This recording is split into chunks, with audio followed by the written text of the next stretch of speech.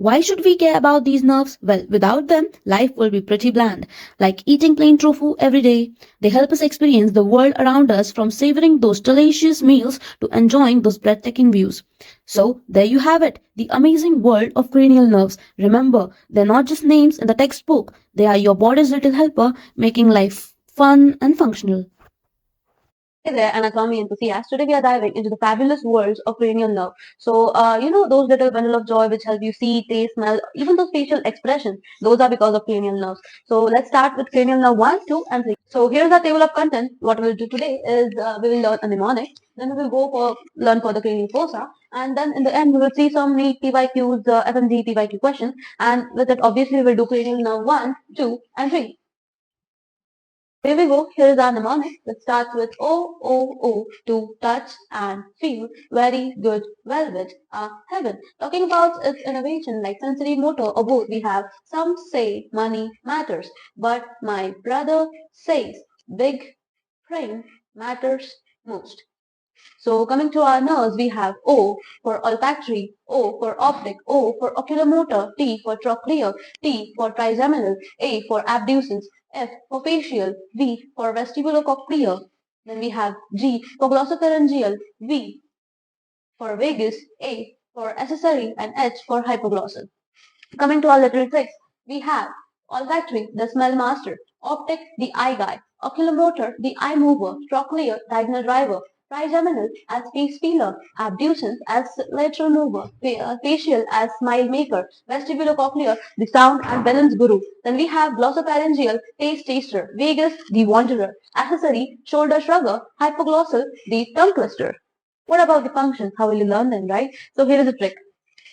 1, 2 for the eyes, then we have 3 for the eyebrows, then here is 4, 6, then we have 5 here. Okay, 6 is done, we have 7 here.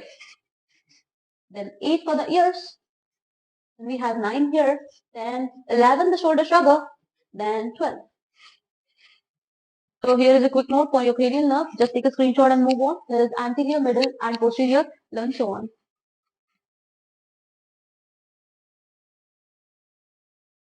So done with the notes, here is a diagrammatic representation for the cranial fossa. So just take a screenshot, learn this and move on.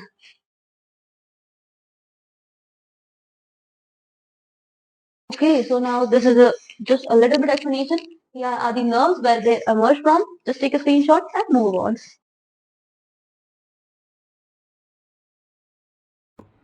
Hi, I'm curious to know how do we smell those tasty delicious food that we love to have and what is the mechanism behind it. Don't worry, I'm here to clear all your doubts regarding it. So let us deep dive into the cranial number one, that is olfactory nerves. So let's start with our first picture, that is the side view of our head. So as you can see, the part which I'm drawing right now, this part is the palate part. Superior to this part, the part which I'm drawing right now, this part is the nasal cavity part. And superior to this part, the part which I'm drawing right now, is the sweeping from place of the ethmoid bone. Now, below to this part, the part which I'm giving a dot, this part is the epithelial part which contains the dendritic, bipolar ophthalmic neuron. And below to this part, the part which I'm drawing right now, giving the diagonal line, this part is the mucus part. So what does the mucus do here? So mucus helps in the humidification of the air, moisturizing the air, and also contains the dendritic part of the bipolar olfactory neurons. So these neurons, these dendritic neurons, which finds in the mucus layer, we call it a immotile cilia, or we can call it an olfactory hair. So as soon as we smell something, so the odor particles comes and get attached with the mucus layer, and laterly it diffuses to the mucus layer and gets attached to the receptor part of the bipolar neuron dendritic extension. So let's see our next picture. So as you can see here, this is the mucus part containing the immotile cilia of the bipolar olfactory neuron. So as soon as the air particles comes and gets in contact with the mucus layer, it generates the action potential in the bipolar olfactory neuron, because it contains the receptor. So as soon as the action potential is generated, it is transmitted further in the form of the stimulus ahead towards the axonal part. So as you can see, superior to this mucus layer, we have epithelial layer. In the epithelial layer, what happens? These axons come closer and forms the cranial number one, that is a olfactory nerve, and enters through the cranial plate inside the olfactory bulb part. And as soon as they reaches or comes inside the olfactory bulb, they form the synapse with the olfactory bulb cells and form the structure that is called glomerulus. So they could synapse with the two types of olfactory bulb cells, that could be the mitral cell and the tufted cell. In the next slide, we will see what are the mitral cell and the tufted cells. So now let us learn about the olfactory bulb cells. So we have two types of cells. First is the mitral cell and second is the tufted cell. So if the glomerulus is formed between the one cranial number one, that is the ophthalmic nerve, so we call it a mitral cell. And if the glomerulus from the one cell, glomerulus is formed between the different types of ophthalmic nerve, so we call it as a tufted cell. So one more cell there which we find in the olfactory bulb part. So it is a granular cell. So granular cells are the inhibitory cells which release neuroinhibitor, that is a GABA. So what it does, it secretes its secretion and it only lets the powerful stimulus to reach through the artery. So after forming the glomerulus structure, so these cells moves posteriorly and forms the olfactory tract. So these cells moves forward and gets divided into the two stria at the point which we call an anterior perforating substance or anterior perforating elements part. Into the two, that is the first is the lateral part and the medial part. So these lateral stria go to the olfactory cortex part, like primary cortex part, where it will detect or interprets the raw smell. After that, it goes to the different part. For example, amygdala that interprets the emotion with the smell. And after that, there are two more parts. Like first is what we call as entorhinal part and hippocampus part. That's help in the linking the, or you can say linking the specific smell with the particular past memories.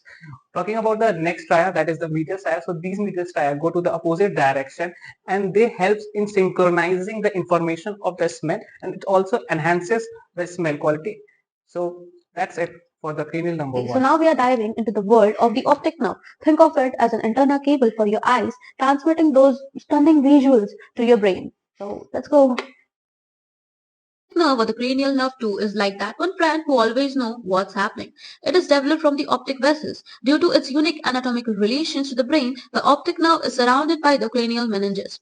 It carries visual information from your retinas to the primary visual cortex of your brain. Each optic nerve is packed with over 1 million nerve fibers. That's a lot of gossip going on.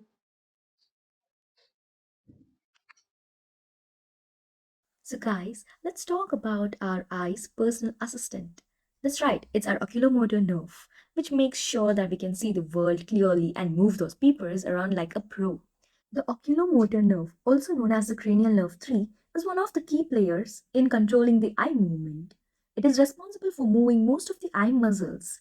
Heading forward, let's talk about its origin. Oculomotor nerve originates from the oculomotor nucleus located within the midbrain of the brainstem, which is ventral to the cerebral aqueduct. It emerges from the anterior aspect of the midbrain, passing inferiorly to the posterior cerebral artery and superiorly to the superior cerebral artery. Now let's discuss about the pathway. The nerve pierces the dura mater and enters the lateral aspect of cavernous sinus. Within the cavernous sinus, it receives the sympathetic branches from the internal carotid plexus. These fibers do not combine with the oculomotor nerve. They merely travel within its sheath. The nerve leaves the cranial cavity via the superior orbital fissure. At this point, it divides into two branches, that is superior and inferior branches. Talking about the superior branches, it provides the motor innervation to the superior rectus and levator palpebrae superioris. Talking about the inferior branch, provides the motor innervation to the inferior rectus. As you can see, this diagram represents the superior and inferior branches of the oculomotor nerve within the bony orbit. Talking about the motor functions, the oculomotor nerve innervates many of the extraocular muscles. These muscles move the eyeball and the upper eyelid. Here in this represented diagram, we can see the lateral view of the extraocular muscles. Here, inferior branch, inferior rectus depresses the eyeball, medial rectus adducts the eyeball, inferior oblique elevates, abducts and laterally rotates the eyeball. Next, superior branch. Superior rectus elevates the eyeball and levator palpebrae superius raises the upper eyelid. Additionally, there are sympathetic fibers that travel with the superior branch of the oculomotor nerve. They innervate the superior tarsal muscle, which acts to keep the eyelid elevated after the levator palpebrae superius has raised it. Next, talking about the parasympathetic functions, there are two structures in the eye that receive parasympathetic innervation from the oculomotor nerve. That is, sphincter pupillae, which constricts the pupil, reducing the amount of light entering the eye. Then second one is ciliary muscles, which contracts and causes the lens to become more spherical and thus more adapted to short range vision. When we are talking about overview of the oculomotor nerve branches, the parasympathetic fibers have been highlighted in green. Here, the preganglionic parasympathetic fibers travel in inferior branch of the oculomotor nerve within the orbit. They branch off and synapse in the ciliary ganglion. Next, when we're talking about the clinical reference, here in this clinical relevance, oculomotor nerve palsy. It is a condition resulting from the damage to the oculomotor nerve. The most common structural causes includes three causes. First one is raised intracranial pressure, which compress the nerve against the temporal bone. Second is posterior communicating artery aneurysm. Third, cavernous sinus infection or trauma. Here, there is a point to note. There are other pathological causes of oculomotor nerve palsy such as diabetes and multiple joint cell arthritis. Now in above diagrams, we see there are three types.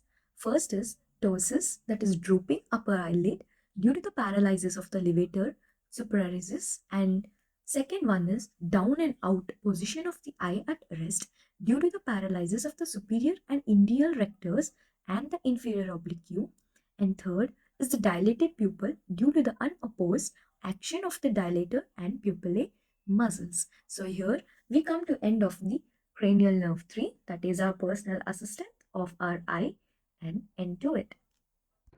So let's take a look on PYQs from NEET PG and FMGE. So moving on, we have FMGE 2023. We have which cranial nerve is responsible for the senses of smell? So that's trigeminal nerve. Moving on to the second question, we have FMGE from 2022. The olfactory nerve is primarily composed of which type of fibers? So it's right, that's afferent nerve 2023. Which structure forms the olfactory nerve? What do you think? That is olfactory epithelium. Moving on to the next question, that is from NEET PG 2022. The olfactory nerve fibers passes through which anatomical structure? Well, that's right, ramiform plates. Moving on to the next question, FMGE 2023, that is which structure is primarily responsible for the formation of the optic nerve? Yeah, that's right, it's retinal ganglion cell.